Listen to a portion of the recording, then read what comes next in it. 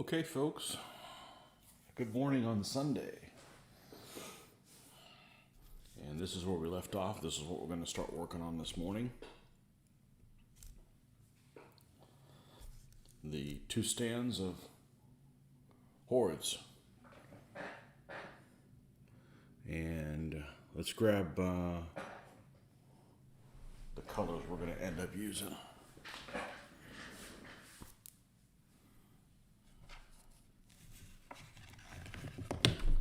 Probably take the time to put all these colors away.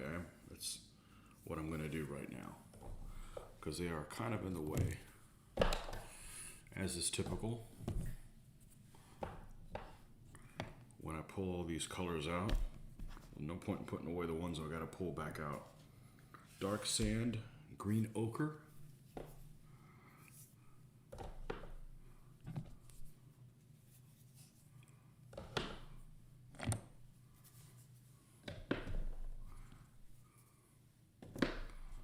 are the culprits, along with English uniform as the base.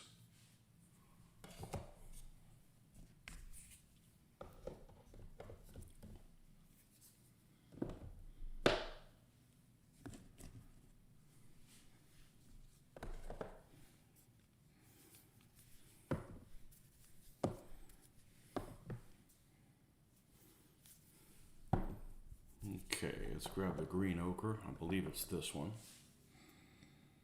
Yep. And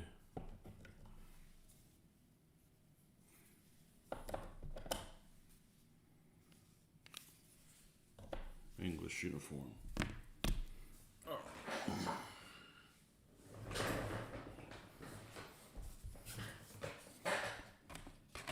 That's the colors that I like to use for that. All right, and of course we're going to grab our, let's flip this around. Let's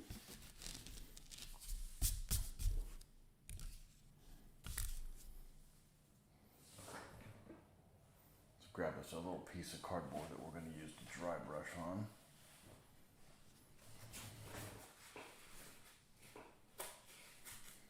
I don't want to dry brush on a section there, it's right in front of me. I have to look at that. Well, we'll grab that later. Nothing major, just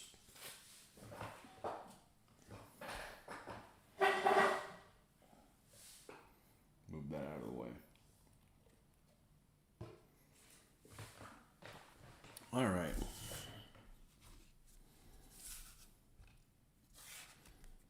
English uniform first. Don't need to use a wet palette for this, because I don't want these colors to get wetter than they already are. And I might peel some of this stuff off to, yeah, the basing material off of here. What was this a lid of? Oh, it's a yogurt container. Didn't look familiar. Like one of those lids of racquetballs. Not that I have any of those laying around.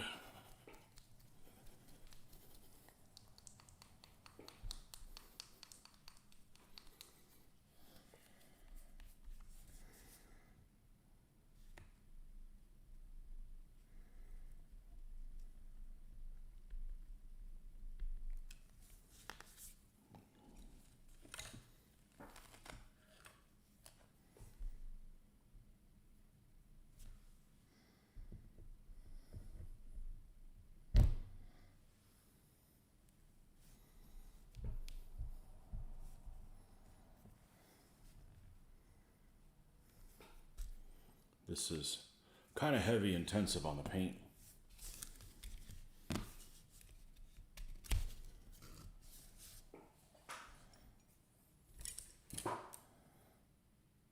All right, let's get in.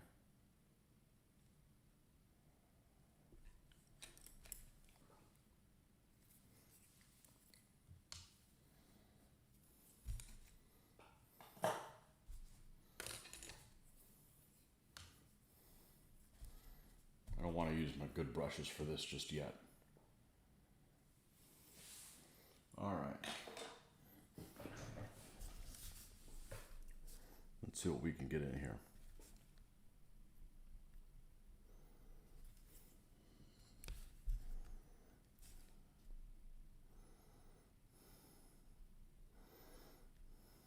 Here's the unintended consequences of one of the best things about going ahead and magnetizing your bases. I can put it on this metal thing and I don't have to touch the base. And, and get paint everywhere on my fingers, and then of course transfer it to something else that I touch later.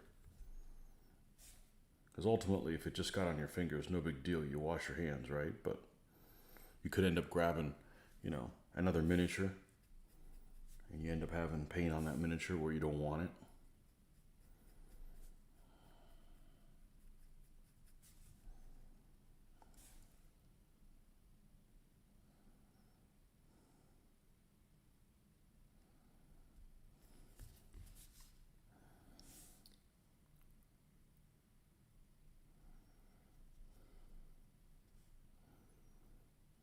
I'm going to have to go in there with a smaller brush and go around the feet, because I don't want to cut corners on that. The next thing you know, you've got paint on your figure that you spent all this time painting, and then you did a rushed job on the basing. And we'll see how long it takes to base these two elements. It's going to take longer than most people think of painting the basing. It's going to take longer than most people think.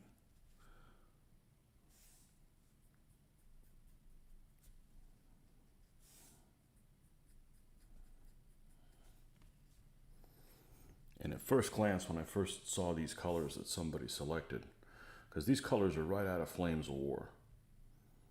There's a place on the Flames of War site that gave you ideas for desert basing, and it basically gave you a finished product, what it looked like when they used the 3-color type thing with a dry brush. You base one and then you dry brush the other ones. So it gave you the colors that they used and what the final product looked like. And when I looked at the final product, I liked how it looked like. And when I looked at these colors, I was like, man, that base color, meaning this one, isn't dark enough. Nothing's going to come out. But I stuck through it, and lo and behold, it does look good. But at first glance, I'm like, this just doesn't look dark enough. It's not going to be right. I'm not going to be happy with the results. It's not going to look like the picture. But it does. It was an optical delusion. And as a matter of fact, of all the schemes I use for all of my basing, this desert one is one of my favorite. I think it makes the figures pop nicely.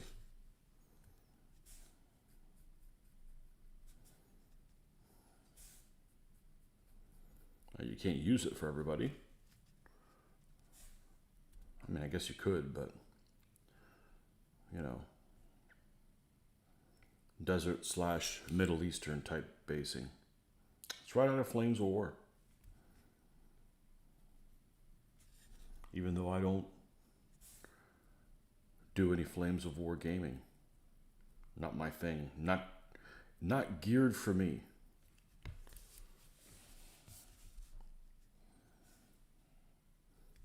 I've played it. Not my thing.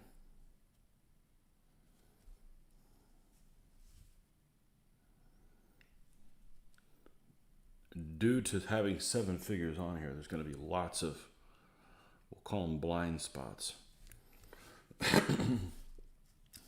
where it's going to be difficult to get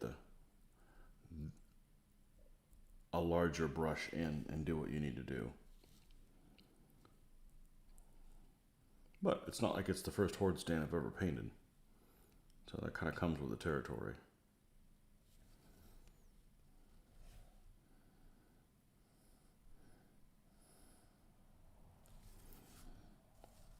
And it's always more difficult with the very first color you put down.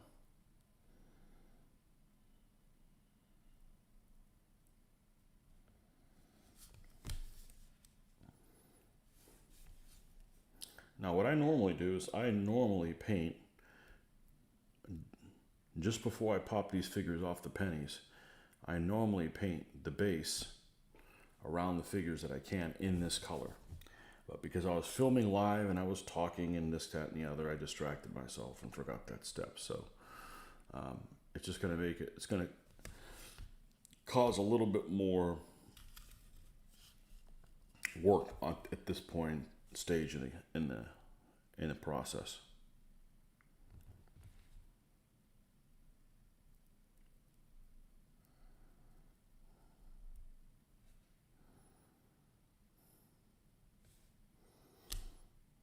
See if there's anything else I can get with this big brush. Then we got to go to the smaller one.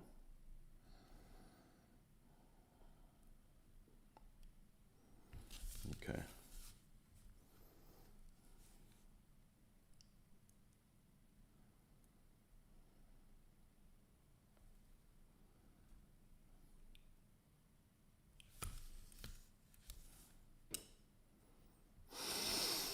That's probably all we can do. Let's go in here with a smaller brush.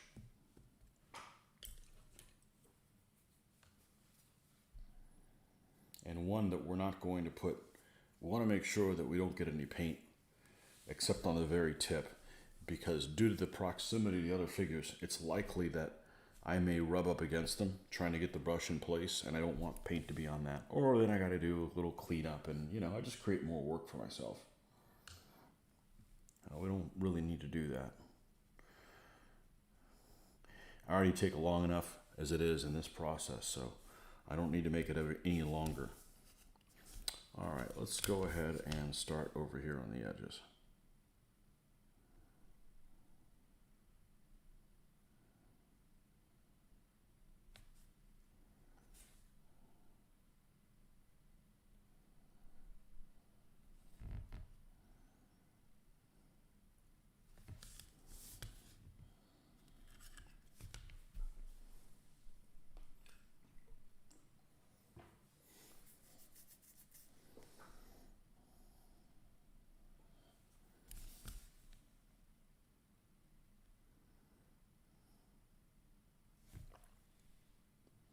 Now, I've thought about actually using craft paint for this,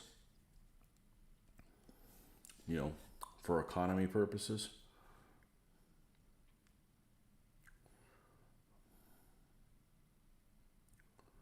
But I've already got these colors fine-tuned where I want them. I don't want to start from scratch. And Vallejo's more durable than craft paint. I don't seal this stuff at all. All the sealing I've done is done already. I don't go back and seal any of this stuff up. That would just be a mess. And I've never done that. I've never sealed any of my basing, and I've never had an issue with things coming off or getting rubbed away or anything like that. And when I'm done, I'm going to put a black border on the edge of the stand, because that's how I like it better that way. I'm not trying to build a diorama. This is just a playing piece, and it makes it stand up from the terrain a little bit better.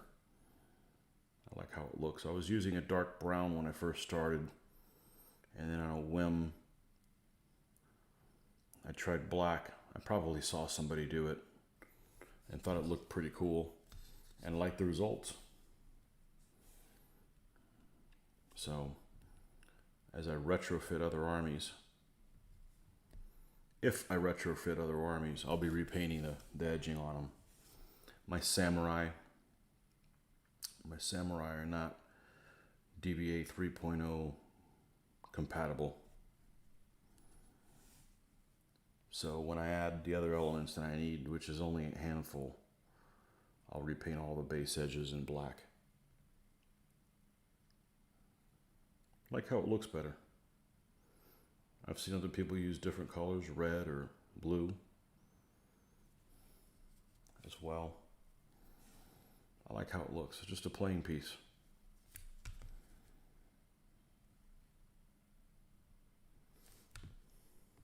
Some people don't like these thick stands. When I started, doing this kind of gaming, the vendor that was selling miniatures at our show happened to have Litco stands with magnets on them. So I was sold. And at that time, Litco only made this thickness, 3mm thickness. Now they make half of the thickness, but it's more expensive, and I want my armies to look consistent, and I like the thicker bases. You know, the thicker your base is, the odds are when you move the figures that you'll grab some of the pressure points on the base, which will save on scuffs and stuff like that for the figures.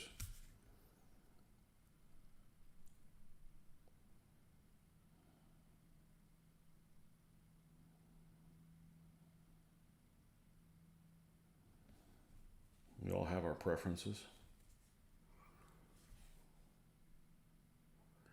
Some things bother some people more than others. I, for instance, can't stand seeing chariots, a figure on a chariot with the entire base of the figure showing. You know, I try to grind down that as much as I can, so just have two little foot spots. I don't want to see this big sitting on one of those, standing on one of those like mats you have in the kitchen, like where you're standing for a long time doing the dishes. It's not my thing. Here I take that little stand and hide it under this goop. But I don't want to see that. Doesn't bother some people.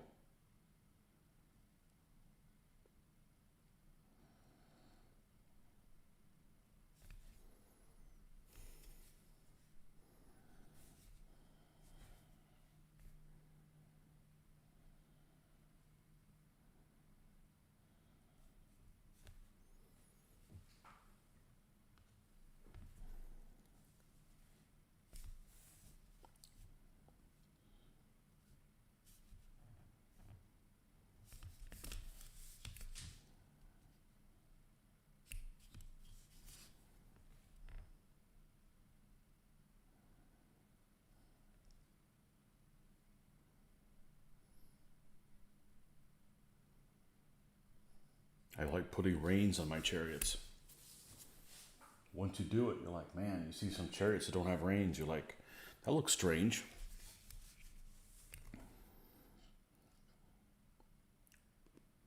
But I know I'm the exception.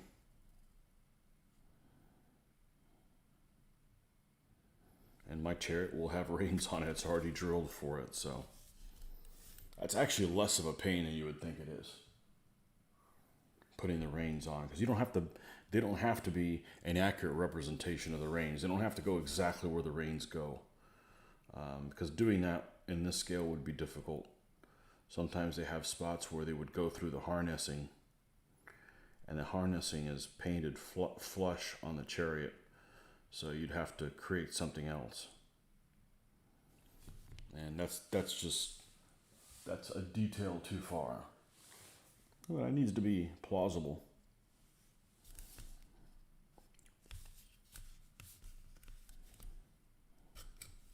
All right, now it's going to be kind of a challenge to see where we can get into this. I don't want to paint these rocks, but if we get some of this that comes onto the rock, that's no problem, because we are going to dry brush the rock so it fits into the whole thing going on here. Don't want to look at like if somebody came and deposited these rocks on top. I want it to look like they're part of the environment.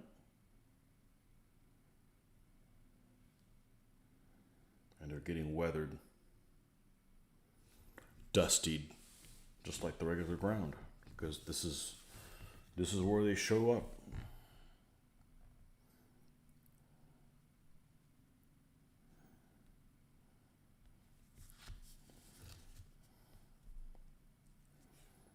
Actually almost done with this process. This is actually quicker than I thought. Main thing is get the big brush to do all it can.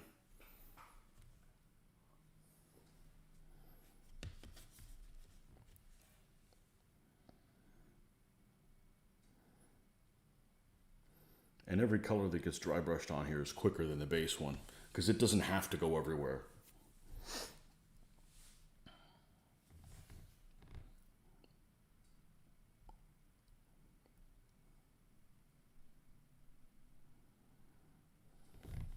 Now, someone suggested a long time ago that I could take this material and mix it with paint, and then I wouldn't have to paint it. But the problem is this material is gloss or semi-gloss, and I am not going to flat coat the basing because I would have to hand paint it to get it to go everywhere, or I'm going to end up with some spots that are shiny. And I'm like, you know what? That's more work. That's not saving me anything. So you go right ahead and do that. I'm not looking for ways to spend more time to slow down my process even more. It's slow enough as it is, certainly by other people's standards.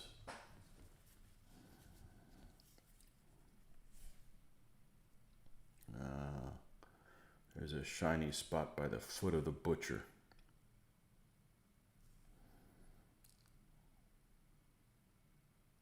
Okay. Let's move over to this guy.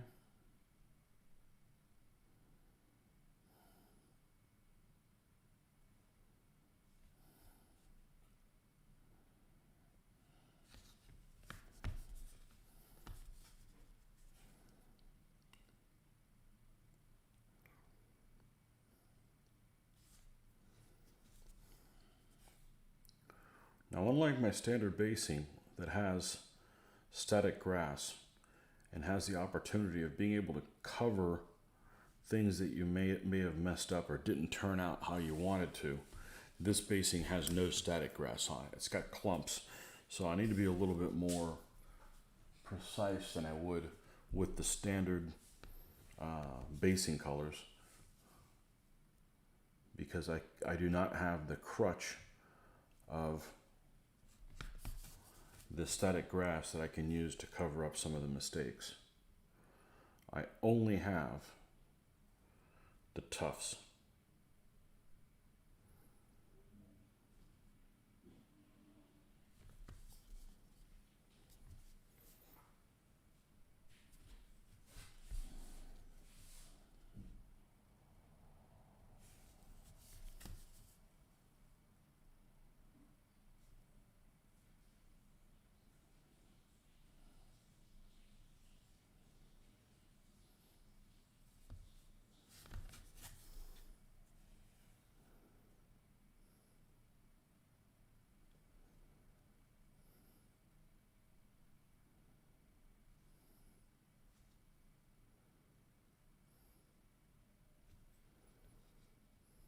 All right. This guy's done. This guy could use a little bit right here.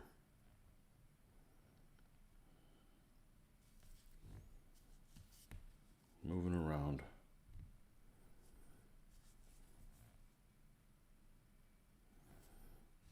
That guy's done.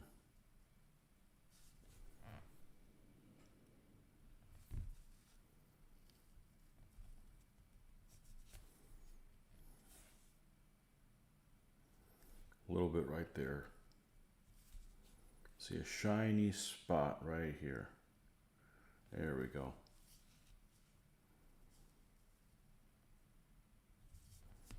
And I thought they were going to get away from me.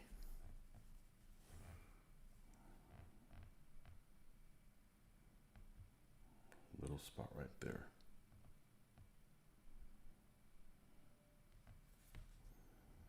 And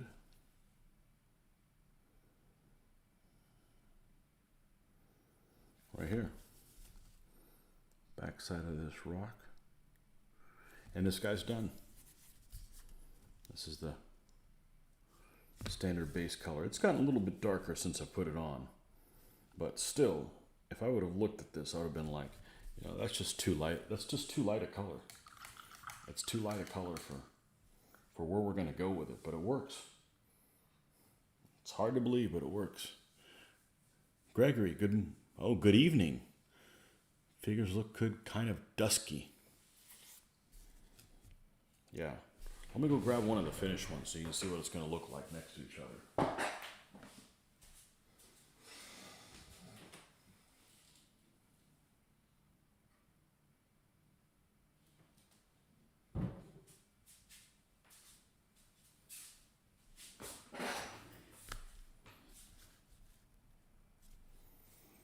This is what they're going to look like. So, it doesn't start off looking very similar, but you got to have faith. All right.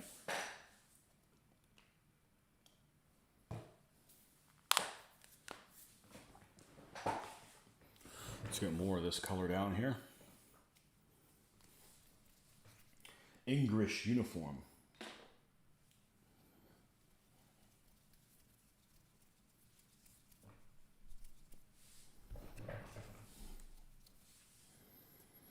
Should probably call it World War II and World War I English uniform. I think the colors of the English uniform in the First and Second World War is the same. I would use this for the second in a pinch. You know, obviously in Northwest Europe, not the desert.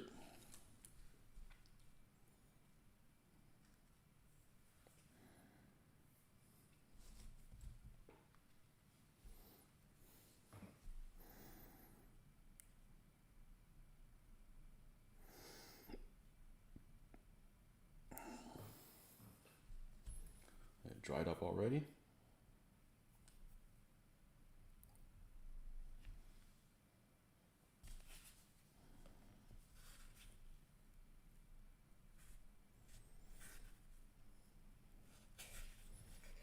Jeez.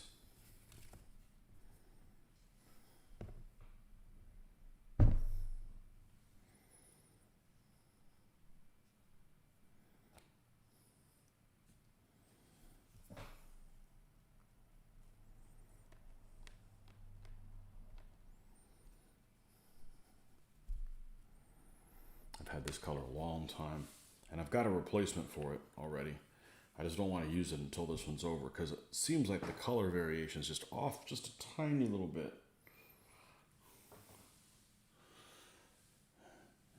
Is that the army done? I think what you mean is after these units is the army done? And the question is, then the answer is no. I have a light chariot to do, and I've got some camels to do. A camp/baggage. Then it's done. So getting there. Slowly. Probably would have had these guys done already if I hadn't been under the weather. If I hadn't been in stomach pain, under the weather is the wrong term. If I hadn't been in stomach pain and too much acid stomach pain, which seems like it's a little bit better today than it was yesterday. Although I can still tell it's there. I think this position is not conducive to being comfortable with that.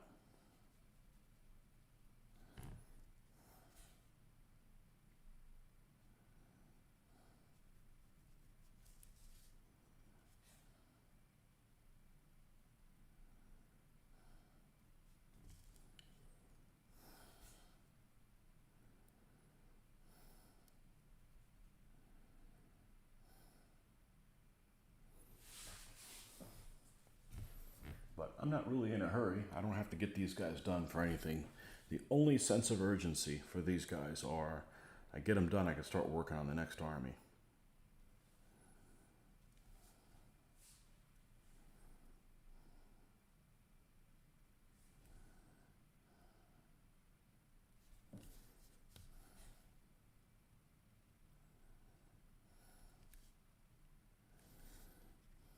And I'm still getting more stuff done this year than any other year. So, we're still being more productive than we've ever been. And doing videos like this is, I think, the main reason why. It forces me to to not think about something and then end up searching on something online. The next thing you know, I spend 30 minutes and I didn't paint. This forces to keep me on track. And the fact that any of you are entertained by this, or, have it in the background while you're doing your own hobbies. That's what I used to do. I used to put other people doing things and listen to what they're talking about and occasionally look up and see where they were doing on things. And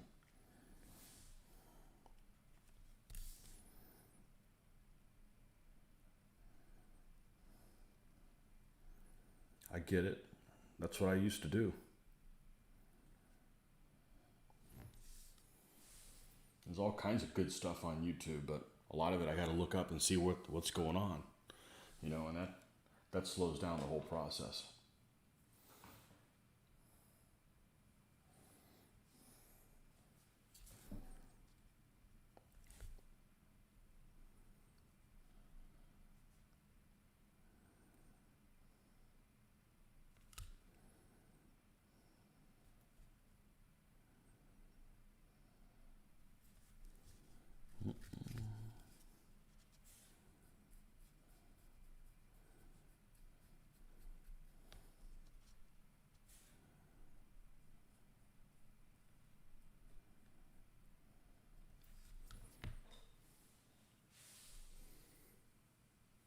You like Horde bases.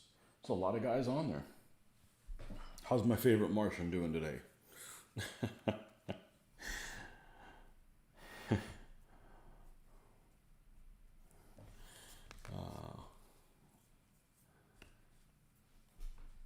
This is just being incorrigible now.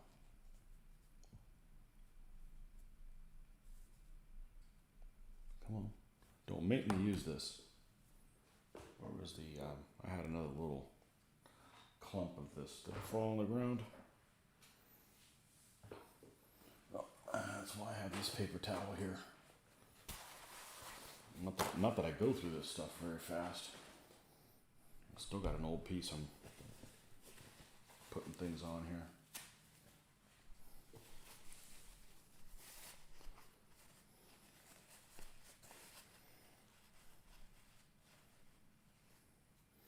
I like Horde bases too. And I like Horde troops. I like using them. I don't mind them at all.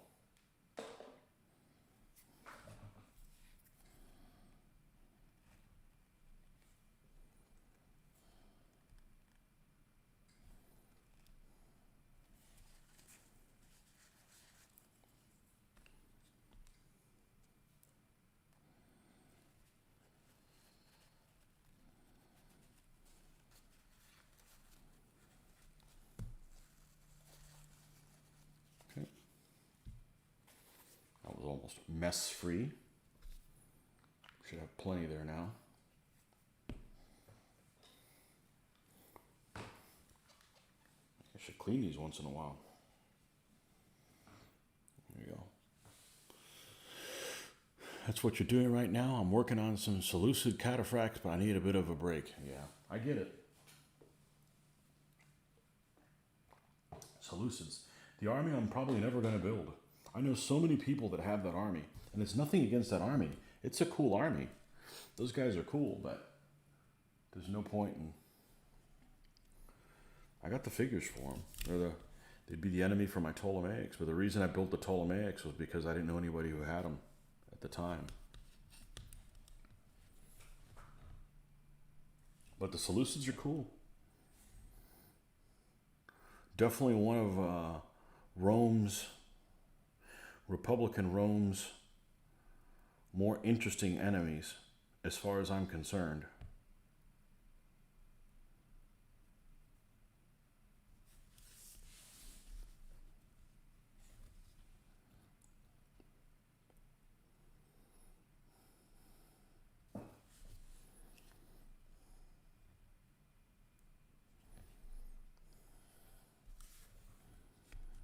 And definitely, I think, a better matchup for against the Romans and the Carthaginians. Seleucids have tricks up their sleeves, much more than Carthage.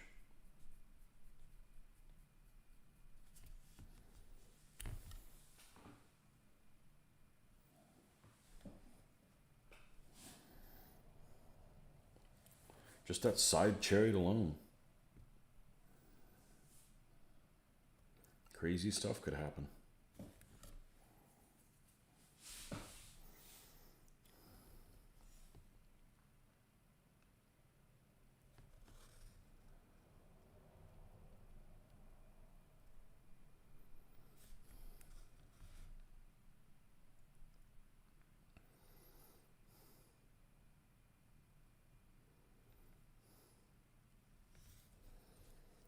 Let's see if we can get in here.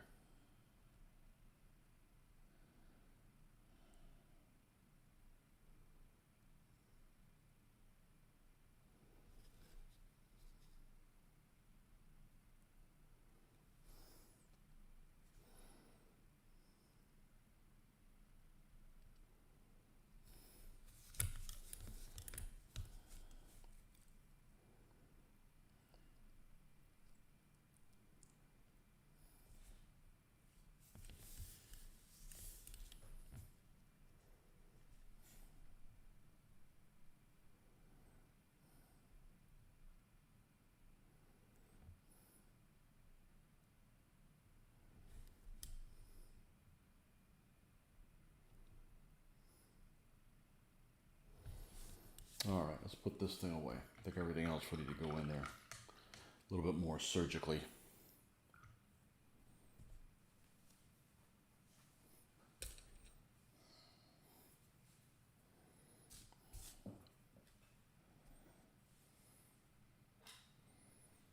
We were talking about, I knew you weren't on yesterday, but, oh, hold on a second, what we got here? You thought I would like to be able to expand their opponents. Indians, Bactrians, Persians, Jews. Yeah, they got some cool opponents too. Definitely. John, you weren't on yesterday morning, but one of the things that I touched on was accents of the British Isles. I watched a program on Friday that was, it was suggested to me. Sometimes YouTube give you suggestions that are worth checking out. And it was a program where this lady was going over this poll that she had taken about different accents that they have in the British Isles and which ones are the easiest to understand and so forth. And accents I had no idea about. I mean, I know about Welsh, Scottish, Irish, and so forth, but the individual ones I didn't know anything about it. I've never lived over there, never traveled over there, so I don't know that any of them had a particular name, but it was some of them I couldn't understand at all. So, which one of those do you have? You type clearly.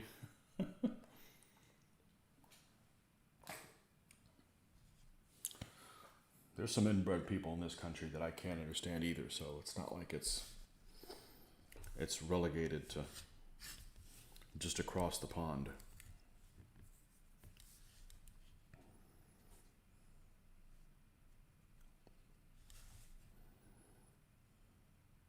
But it made me want to watch more programming on that,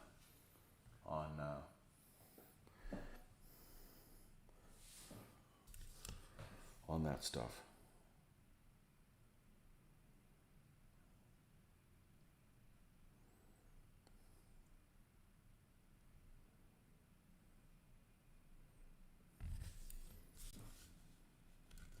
Which is really kind of surprising because Britain's not that much bigger than Florida. I think. And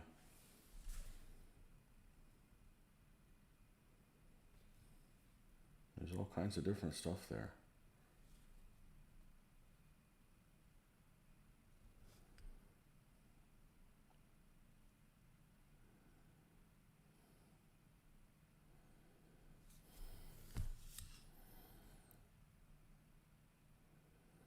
I've been told I have all kinds of different accents. Sometimes I have a southern one. Sometimes I have one that's like from South Florida. Yeah, no, I do not have a South Florida accent. No.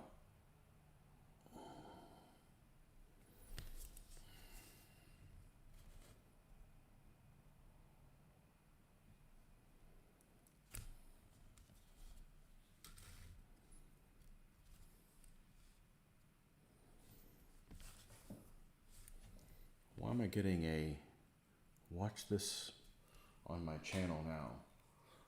No, I'm making material.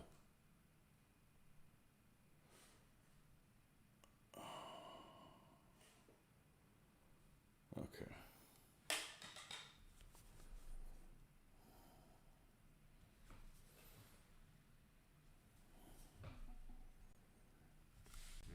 All right. There's one gentleman that's in the UK that one of the first people, I don't know if it was motivated for me to make my own content, but you could tell that he used a minimum of equipment.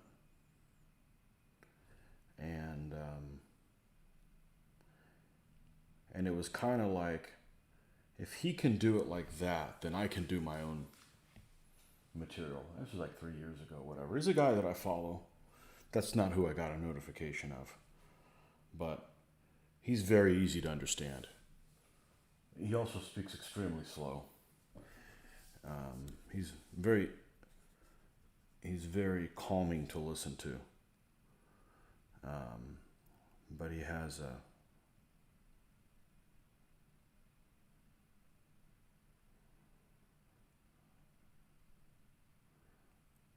what is it? Received pronunciation? Is that the standard one?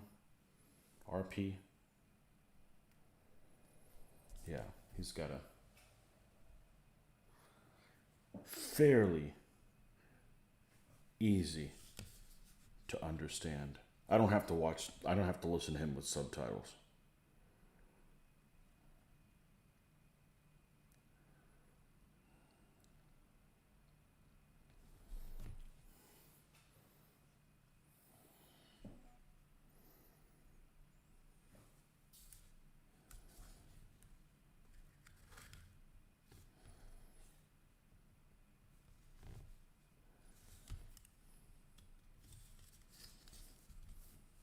Basically, speak slower. Say all your words. Don't omit words. And what was the other thing? Speak up. Don't mumble.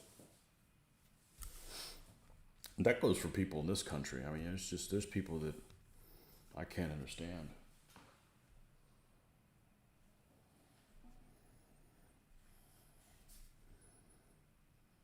Oh, don't use slang. That's the other thing. Don't use slang. I don't know what the hell some of these slang words mean.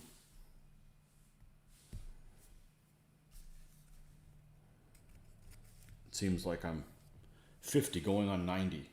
You know, the language that the internet has created all kinds of language that didn't exist. And it's not necessarily internet related stuff, but you know.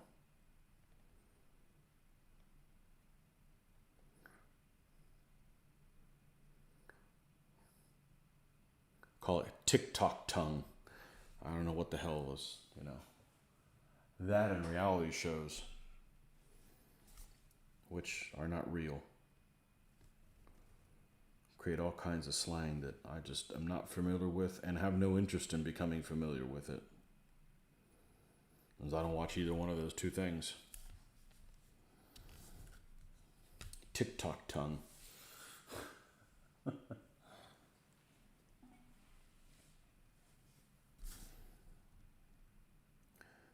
Those videos that are 30 seconds long or 15 seconds long or 5 seconds long, I swear they cause ADD. You know?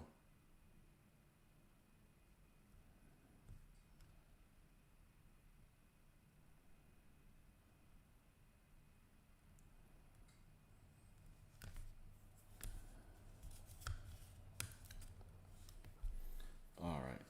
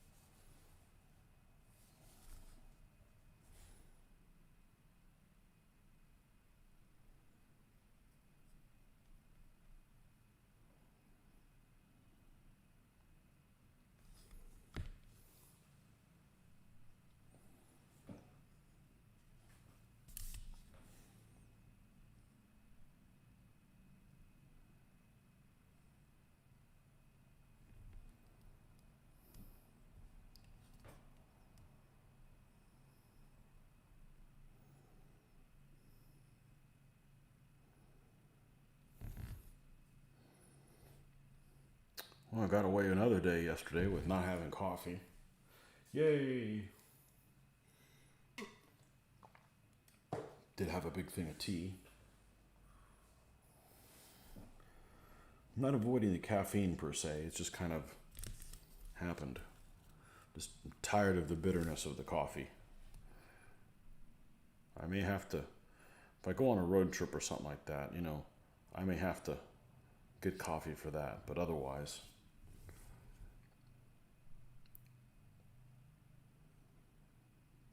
I was already disliking the taste of it.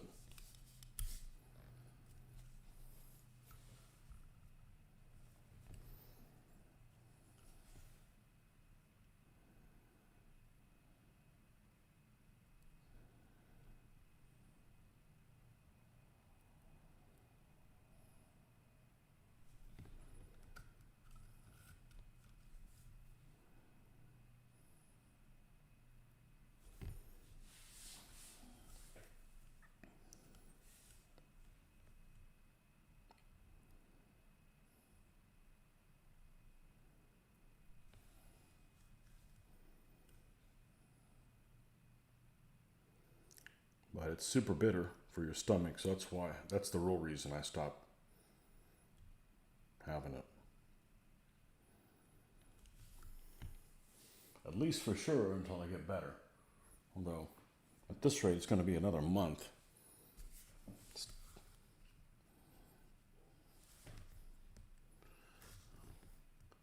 Moral of the story is don't eat 30 oranges in 5 days.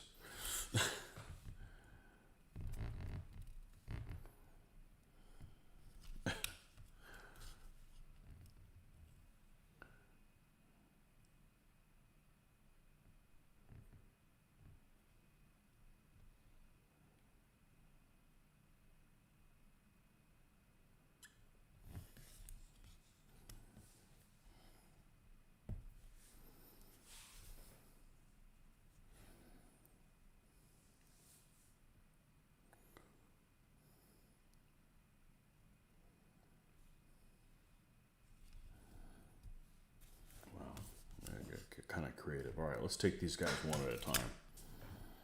All right, let's look at this guy on the end here. Like I said, this is the process that takes the longest. Is this base coat.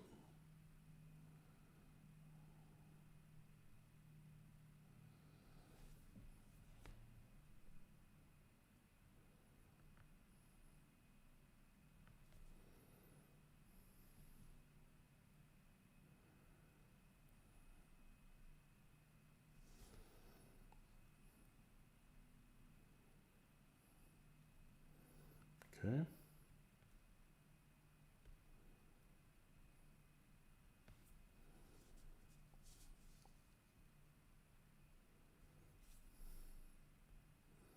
All these barefoot folks, I can't even imagine.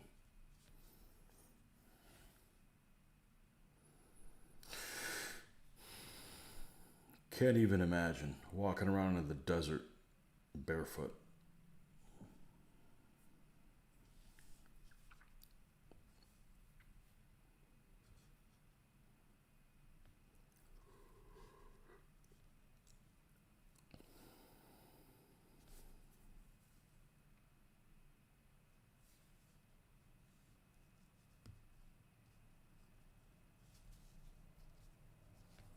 Ha!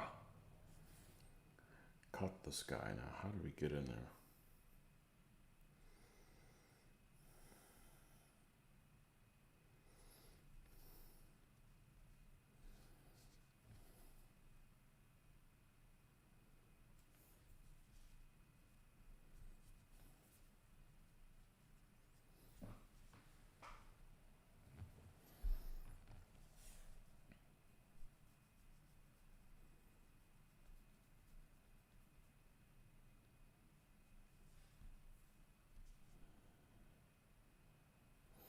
Okay. That's the base color done on both of these.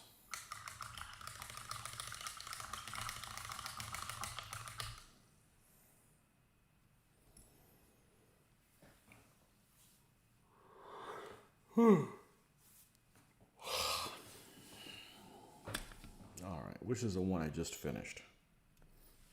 And of course, now I find another spot.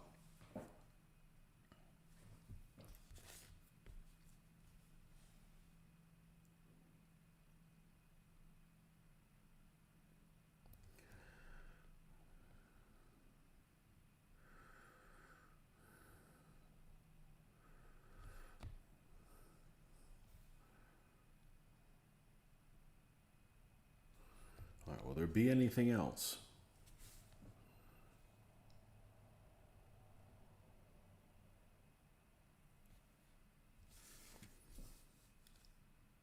Okay.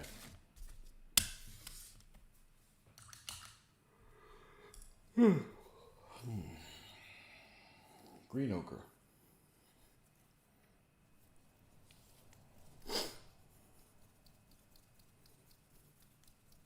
Starting to get in the realm of almost like a Panzer dark yellow. Dunkelgelb.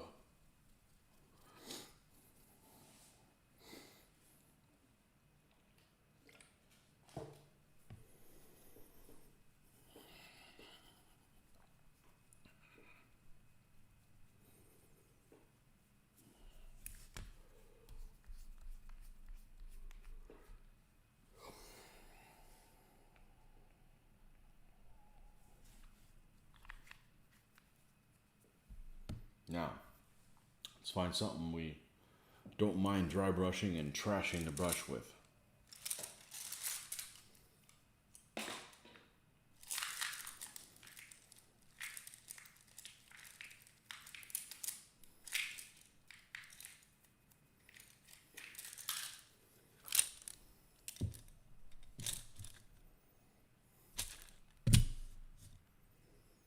Why is this rocking?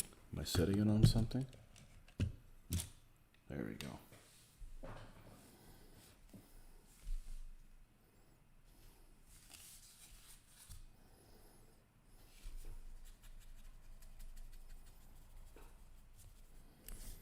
Alright, so we're just going to go in here and we're not going to get too close to the figures themselves, because if I do that, I just end up getting paint on their legs and then have to go and fix that.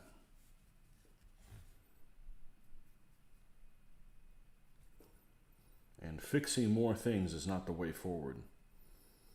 How about just be careful in the first place?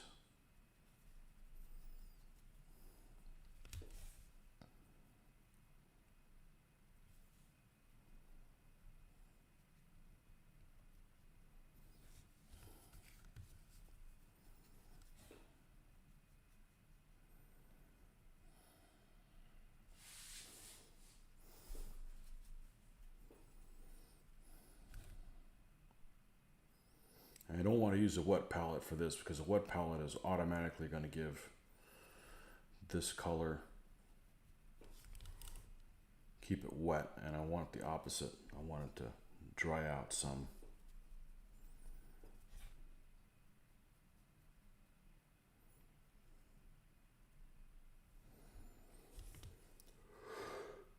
Oh man.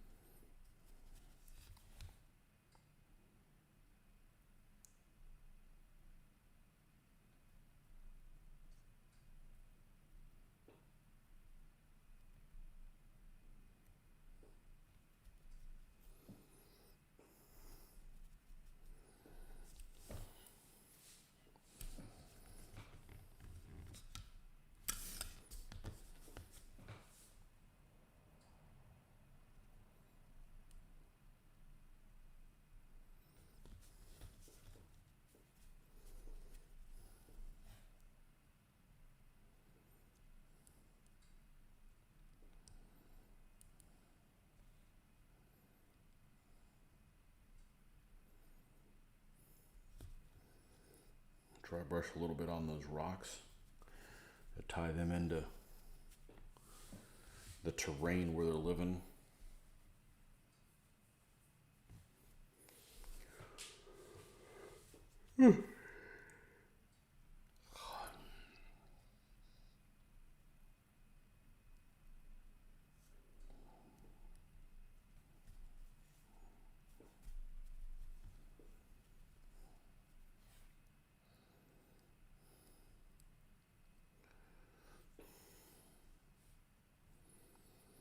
Actually bought black spray paint yesterday, and actually was able to find it at a place where it wasn't all locked up like it was some security thing.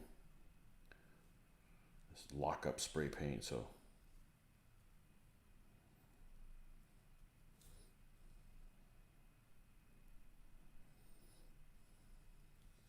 kids don't go and huff it. I don't remember anyone even mentioning that when I was in that age. Huffing a poison.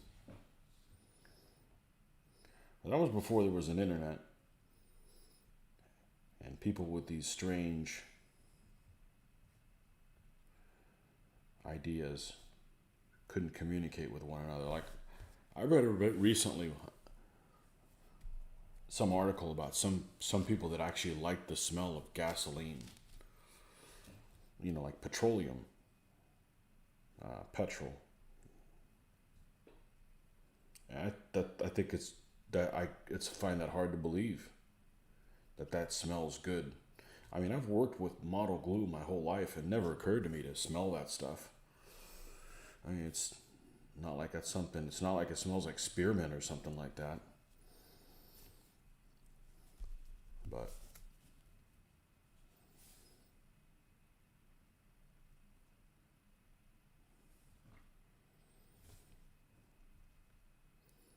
yeah, they didn't have to call a manager or treat me like I was some kid trying to get high when I bought it.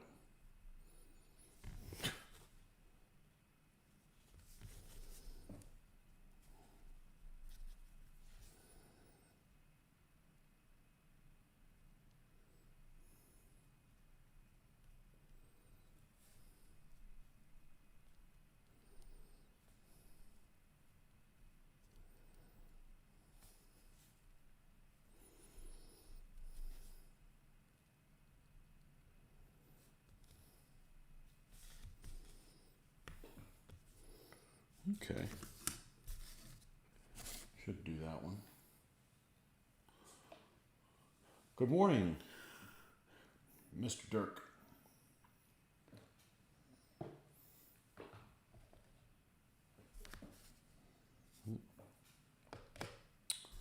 Now we'll do the same thing with this one.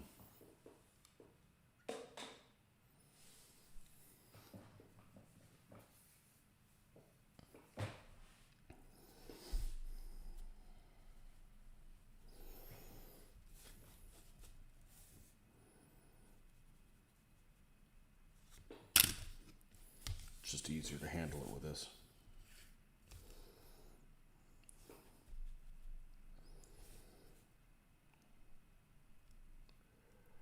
Now, the nice thing about doing desert basing is,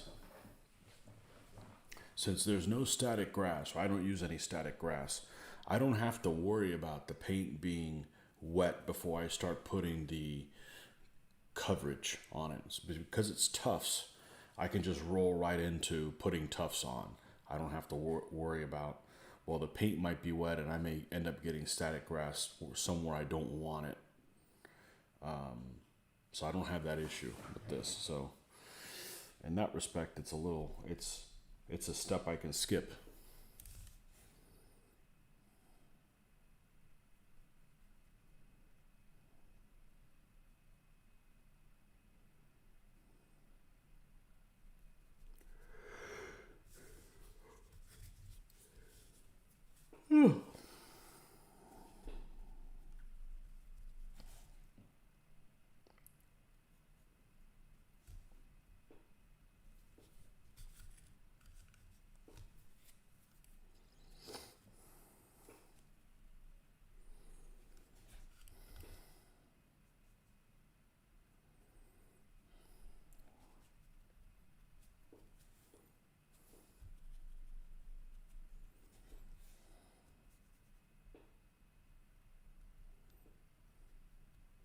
I'll say it again. If I get disconnected this morning like I did twice yesterday, I'll be back on.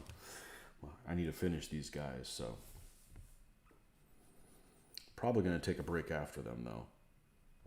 I'm uncomfortable, but I need to power through this and at least get this portion done.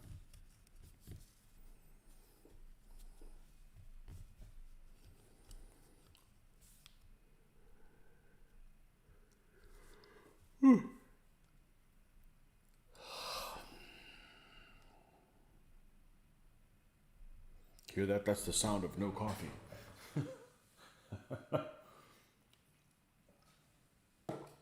I don't miss it. I don't miss it at all.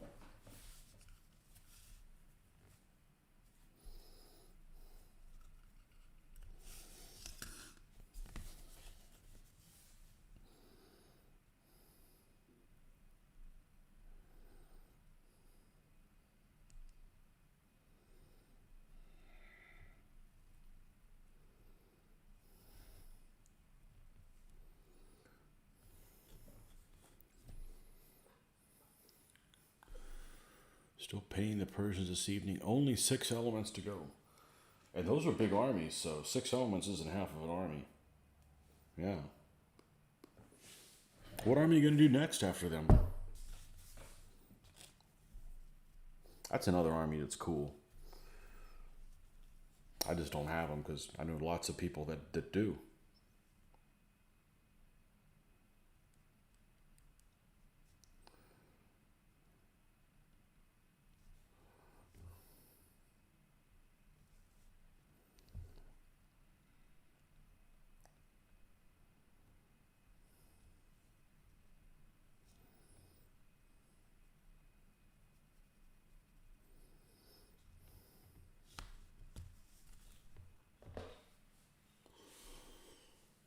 $110 elements total. Holy smokes.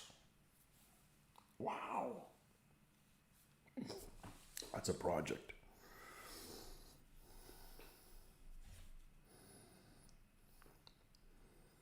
That is a project.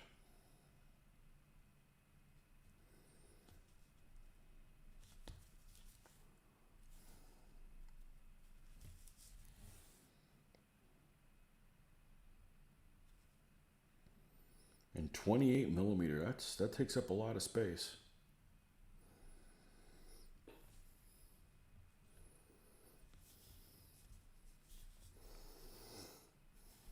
I think you need to take a break after that. Need to go on holiday. 110 elements, holy smokes.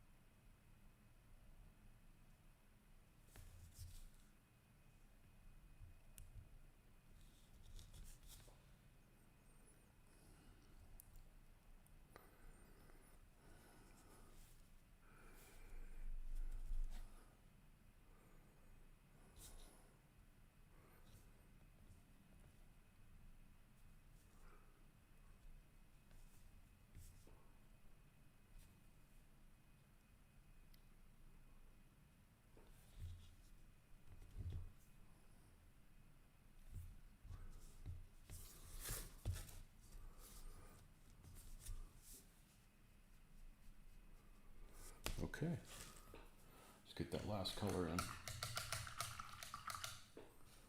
which is dark sand.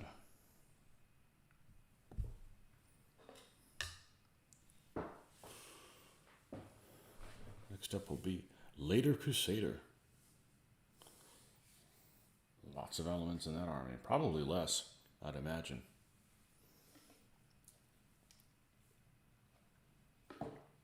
Wow. Should see the size of a friend's early Libyan army. Oh, I'd hate to paint that. That's a lot of naked guys.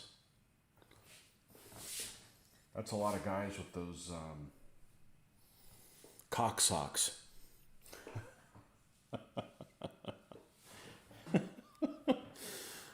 Wow.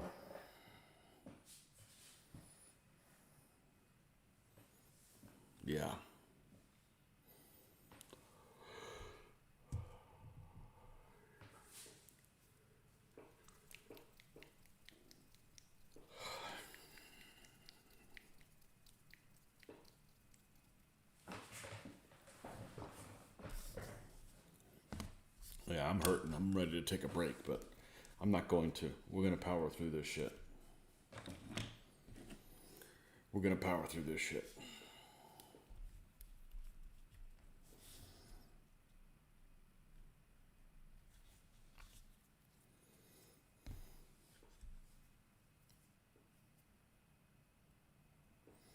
Go ahead and just use this one.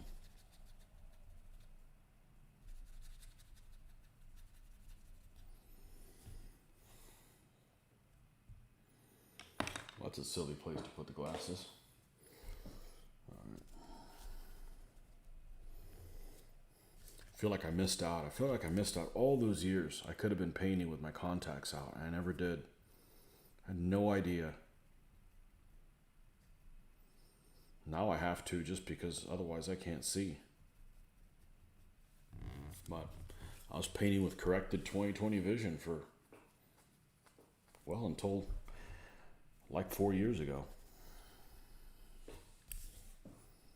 Until I couldn't see.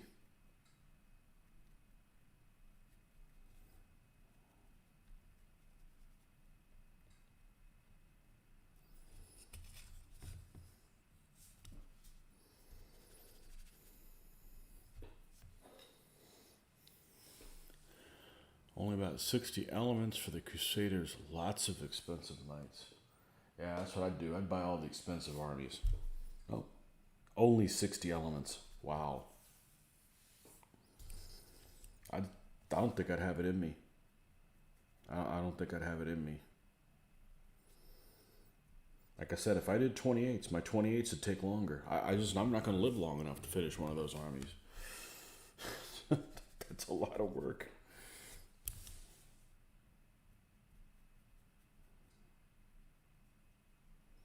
That's a lot of work.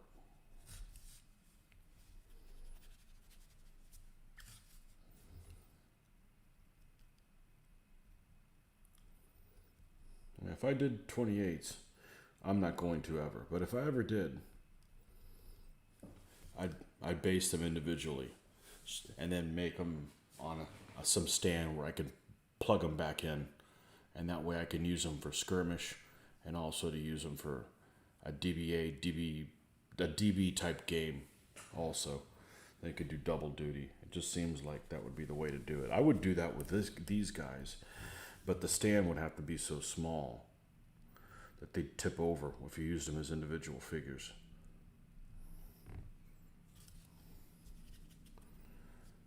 But like if I wanted to play something like Lion Rampant or something like that, I could just play with them right on the stands.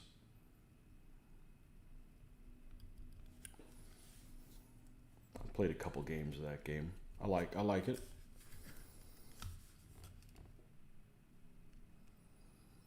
You have some interesting decisions to make as a commander, and that's what makes the game cool. Has that press your luck mentality.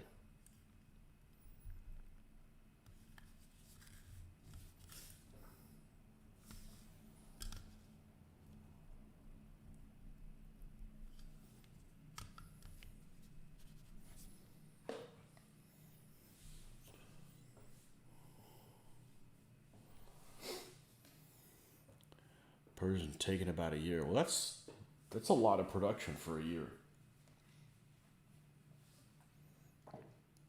That's a lot, because I know you're working, so you can't do that while you're at work. You can if you're working from home. Ah, yes, the things I never get to enjoy. I don't know what that's like. I would love to work from home just one day in my life, ever. Never had the opportunity. Can't do that, what I do.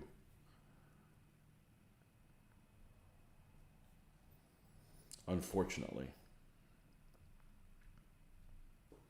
So people that whine about working from home and they can't wait to get back in the office, they do not have my sympathy at all. Tough. Suck it up wearing underwear all day long, working in your underwear.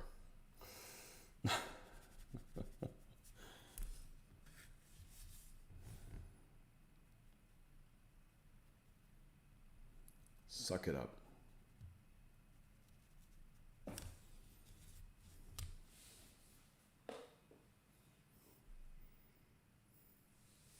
It's therapy. It's definitely therapy.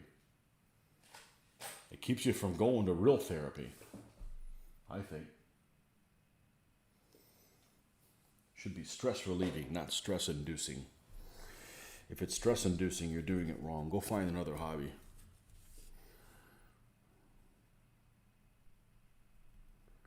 Go find another hobby.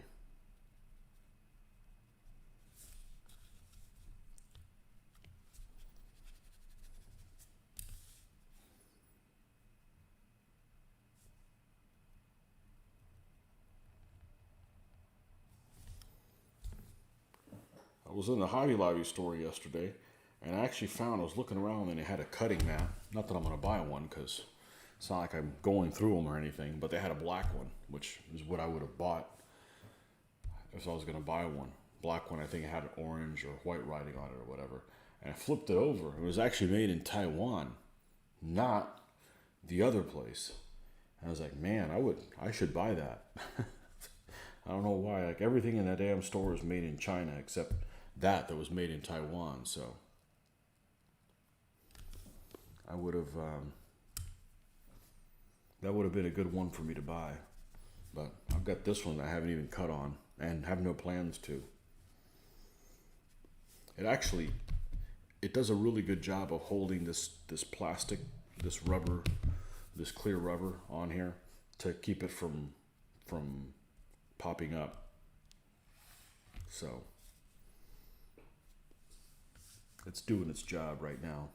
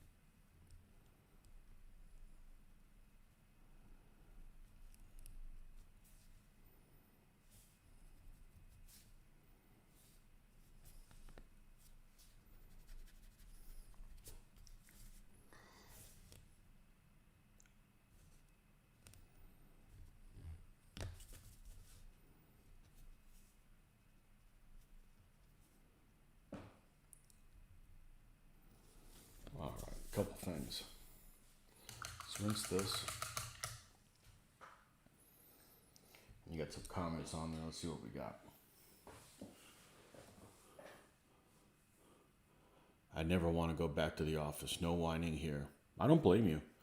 You could save, you could save a lot of money just on not having to consume, travel time, not having to consume gas. I mean, it just makes sense. It makes sense. Don't have to deal with people at work that you don't want to deal with.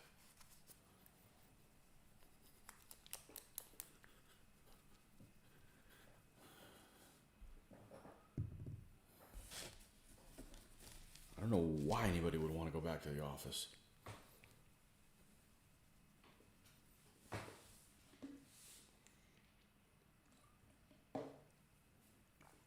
Wear whatever the hell you want.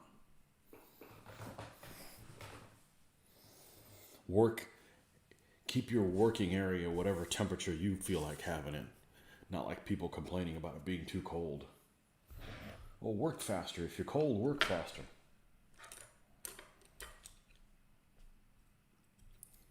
All right. paint the edges of these stands. Let's go get our big black turd. What this ends up looking like when it comes out.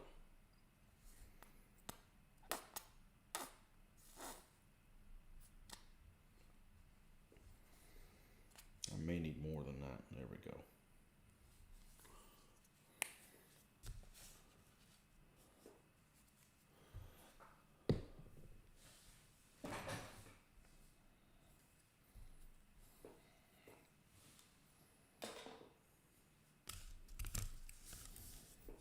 And we're just going to paint the edges in black.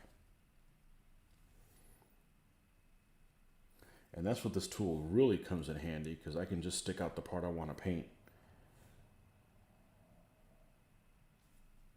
outside of here, and I'm not painting black on something else that could end up getting transferred onto something else.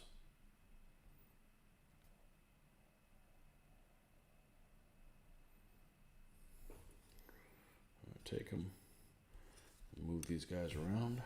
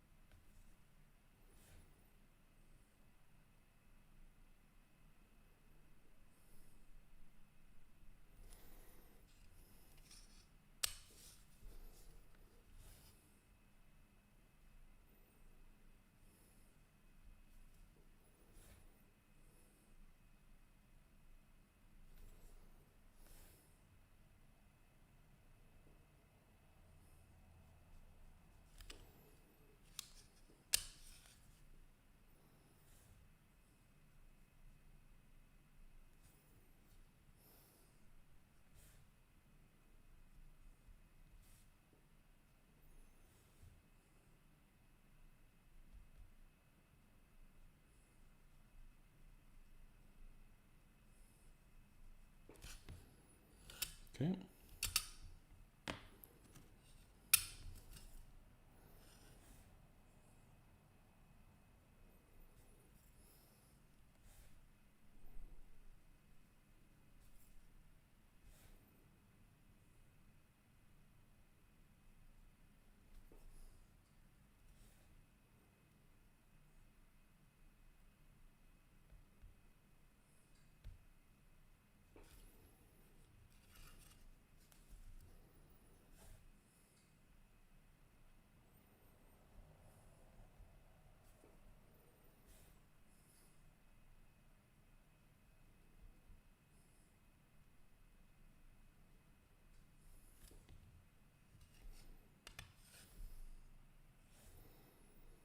And then we'll go grab the tufts.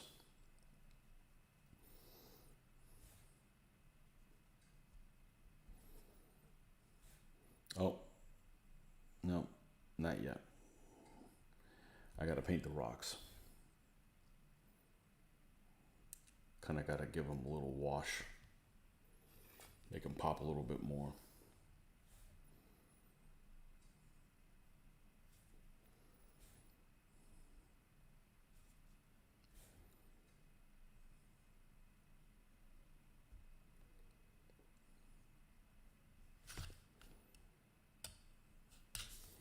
All right, let's rinse this out.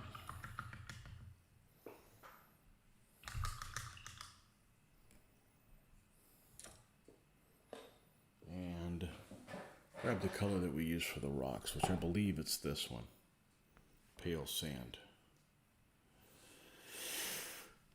Oh, I still have the chariot to do. I've got horses are mostly painted. The leader's painted, and I gotta paint him.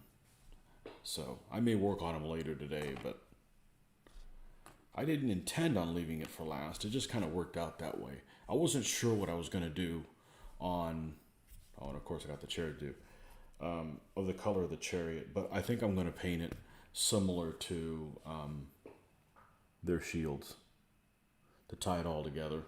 I'm gonna make it out of some kind of goat skin. I don't want to use some random bright color. I'll do that, and if I don't like how it looks, then I'll redo it. But I think I will be happy with how it looks. These guys are just kind of deserty nomad type folks, so.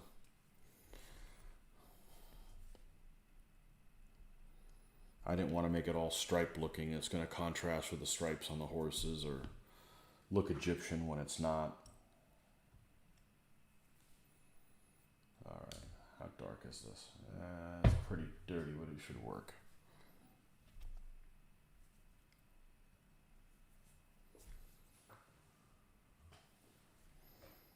So we're just going to water this down.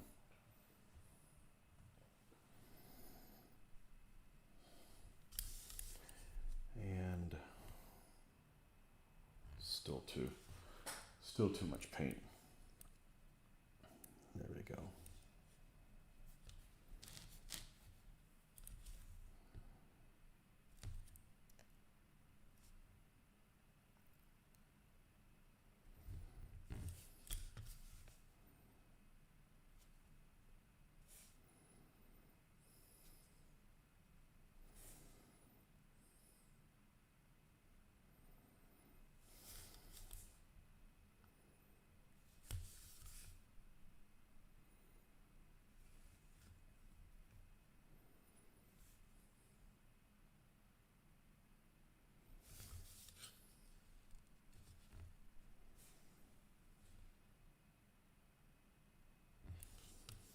All right, put these guys back, bring these here.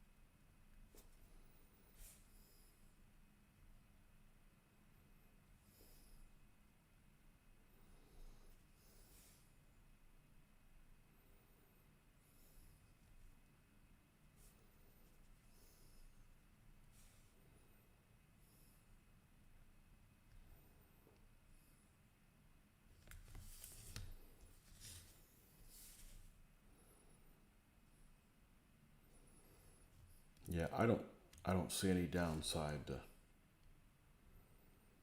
working from home. Unless your entire family is here. And then you need to try to get away from them. Or you don't like them. There's always that. All right, let's get some tufts.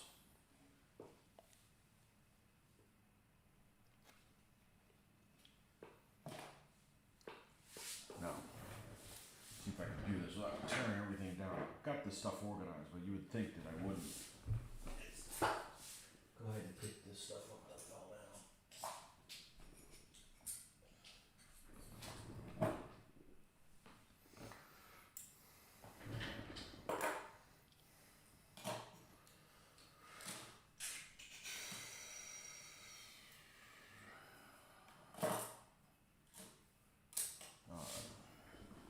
Tuff should be down here.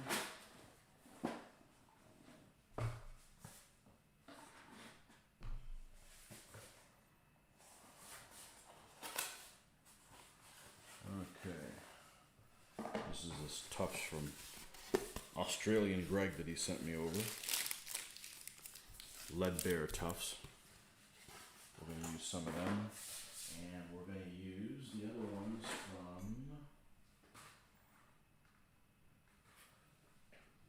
the Amorites grass ones. As soon as I find them. They're all right here. You pull one thing off and everything slides. You get more of this stuff too. And stuff I picked up at Historicon. Made in Portugal. I don't want to go to just one kind of tufts. I like using different manufacturers and mixing and matching. I don't need this notification of that video. I'm not going to go watch it right now. Okay.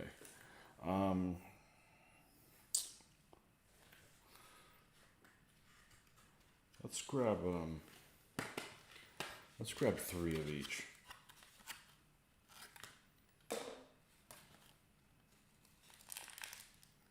One,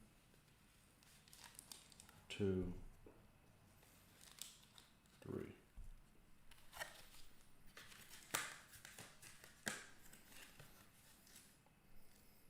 Gamer's Grass. I think it's available on the internet. I was planning on picking some more of those colors at Historicon, you know, but then they haven't had one, so. All right, let's grab 3 of these. And these guys are super sticky.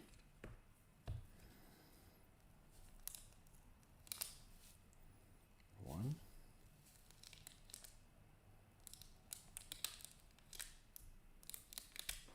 2,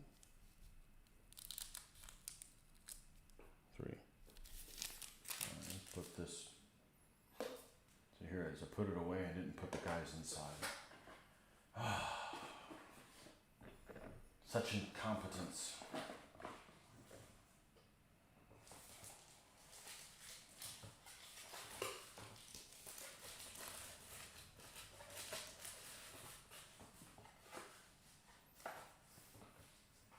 Okay. And let's get old Elmer's glue out.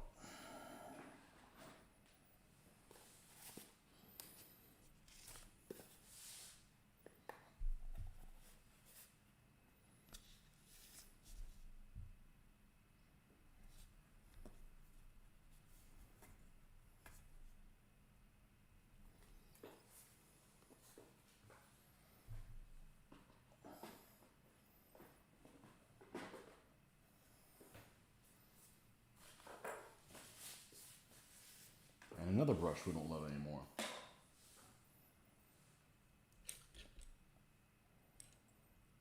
Yeah, I guess this one could work. Doesn't have to be super. Well, no, that one's out of control, unprecise. This little guy.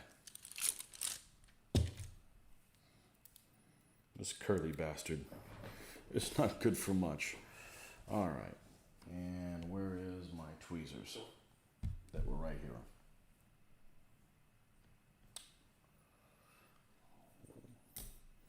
Wow. Good thing I'm disorganized. It would be worse. I don't think this is the one I was using, but it is one. Here it is.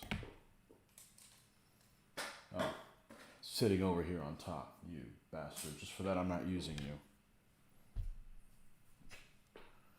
Take a seat. All right.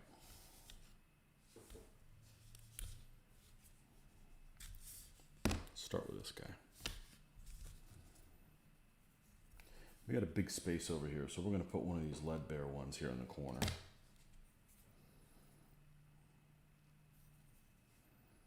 I know they're super sticky, but I still put Elmer's down to get them where I want them. Jeez. It's stuck to the... Alright, maybe I will call this one from... that will get used. This has got a better grip on the point. I'm telling you, this stuff is really, really sticky. I don't know whether he uses rubber cement or something like that, but...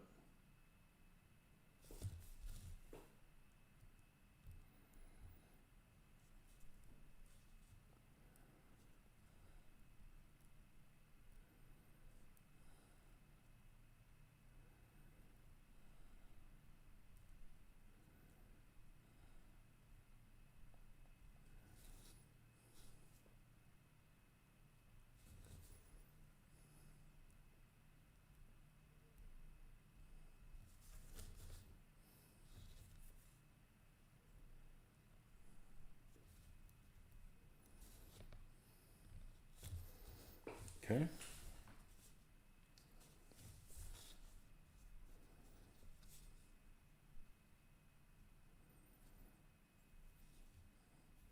Kind of have an open area here, so let's put another one of these. See, which one of these is going to get two of the lead bears? Let's put them on here. That's a good space for these. They take up a lot of space, so let's put them in a kind of an open area back here. Right here in the in-between stuff.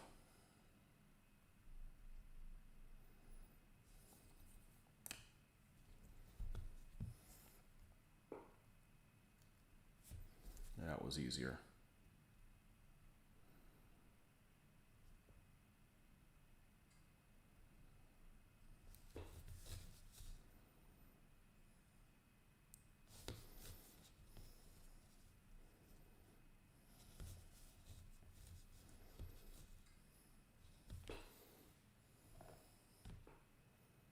Well, I got 4 tufts on a small one.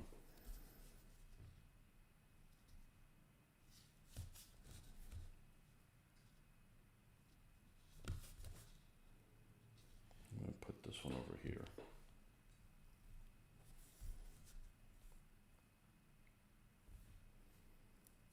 Yeah.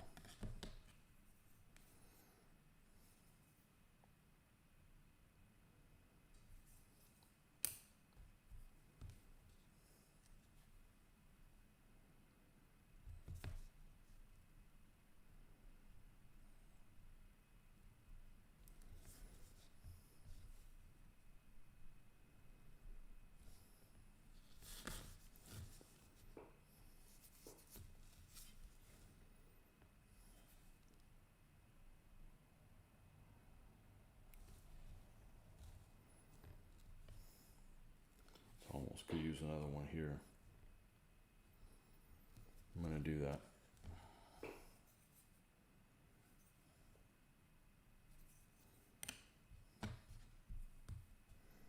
This is smaller, so it'll fit here in the corner.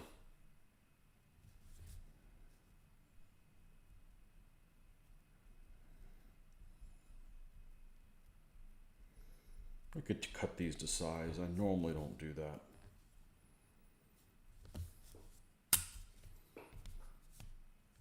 Let's put it next to a guy that's already complete.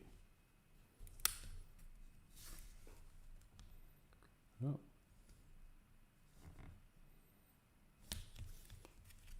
Look consistent. All right, we're gonna have to get some more tufts out. I normally don't like doing things symmetrically, but I think in this case I will. Well, they're not symmetrical, just the same amount.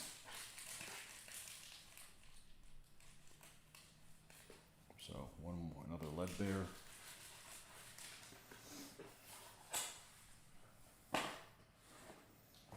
And another Danish grass.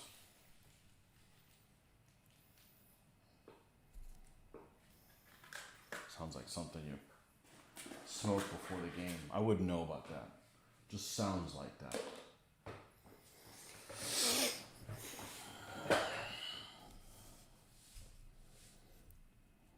All right, where do we want to put a big one that's going to cover maybe up some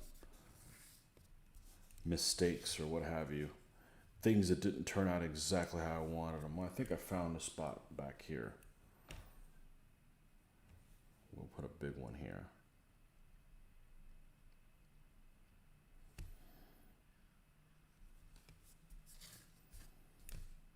And then the other one we'll put up here.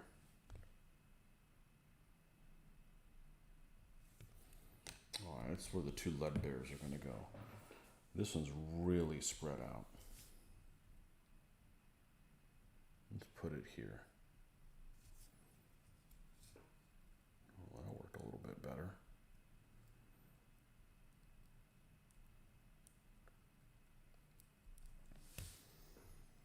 And then this one.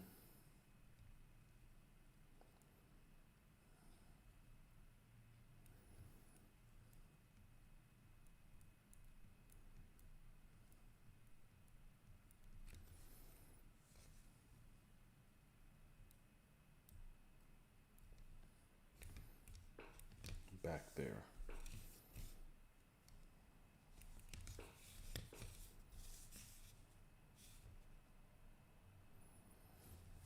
asking for something to be over on this side. Just asking for it.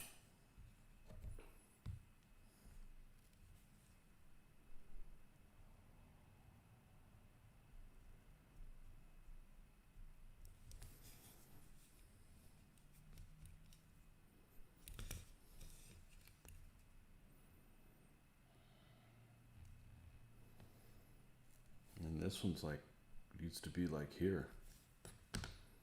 Yeah.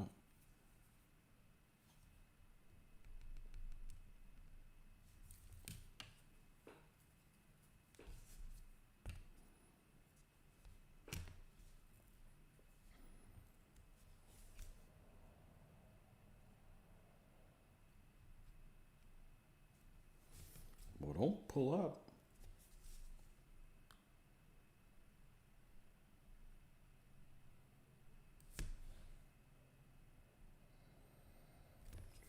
And this ground material, the goop, is still a little soft.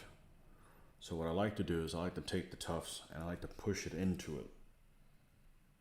It's just not sitting on top of the thing, it's actually into it. And let's see if I can get away with doing this.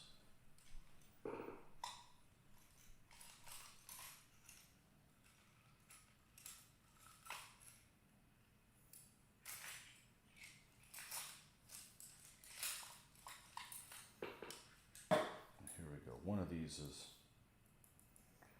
duller than the others. I have some of this grass that's overlapping the stand.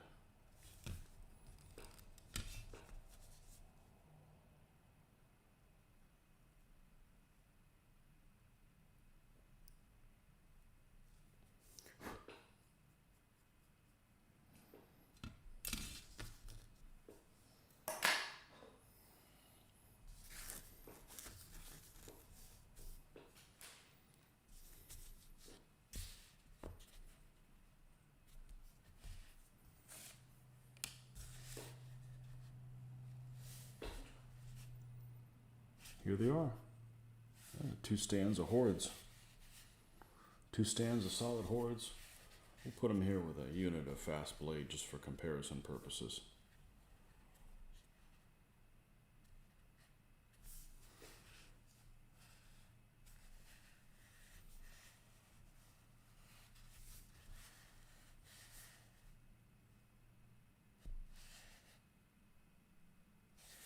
Anyhow, 1 unit left to do, kind of. So we're going to take a little break. How long have I been on here? Almost 2 hours? Yeah, I'm uncomfortable. I need to get in another position. But thanks for stopping by. Did I get the... Yeah, oh yeah. Yeah, Chariot's next. So thanks for stopping by, and maybe we'll catch you guys later on today. See you, folks. Bye-bye.